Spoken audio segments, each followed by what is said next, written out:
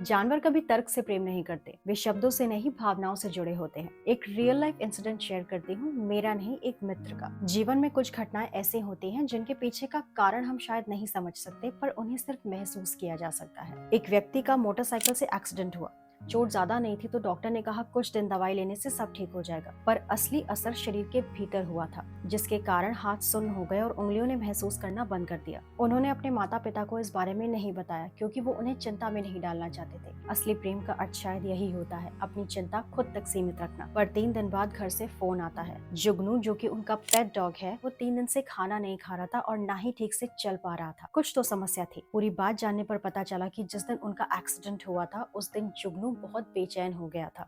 वो छत पर जाकर रो रहा था, खाना नहीं खा रहा था और बहुत अस्थिर हो गया था, जैसे उसे भी कोई दर्द महसूस हो रहा हो। दूरी बहुत थी, वो कहीं और थे और जुगनू कहीं और, फिर भी दर्द दोनों ने महसूस किया। जब कोई जानवर आपको अपनी दुनिया का केंद्र मान लेता है तो वो सिर्फ आपकी खुशी ही नहीं, आपकी चोटों पर भी अपना अस्तित्व आरोपित कर लेता है, जैसे आपकी हलचल उसकी नसों में दर्ज हो गई हो। इसीलिए वो आपकी खुशी ही नहीं, आपका दर्द भी महसूस करने लगता है। आप उसे बताएं या नहीं, वो फिर भी जान जाएगा। जिससे एक बात बिल्कुल स्पष्ट हो जाती है कि प्रेम दूरी से नहीं रुकता और ना ही प्रेम किसी सूचना का मोहताज होता है, खासकर तब जब प्रेम ऐसे निश्चल बेजुबान का हो। इस घटना में जुगनू बिना कुछ बोले ये कह गया कि तुम अकेले नहीं हो। पशु कभी मनुष्य को बांधते नहीं हैं, बल्कि वो उन्हें अपने प्रेम के घेरे में इस कदर घेर लेते हैं कि यदि आप पर कोई आपदा आने वाली हो तो आपसे पहले वो खुद उसे महसूस कर लेते हैं। इसीलिए कहते हैं कि कुछ रिश्ते ऐसे होते हैं जो शब्दों से नहीं, सीधा दिल से जुड़े होते हैं।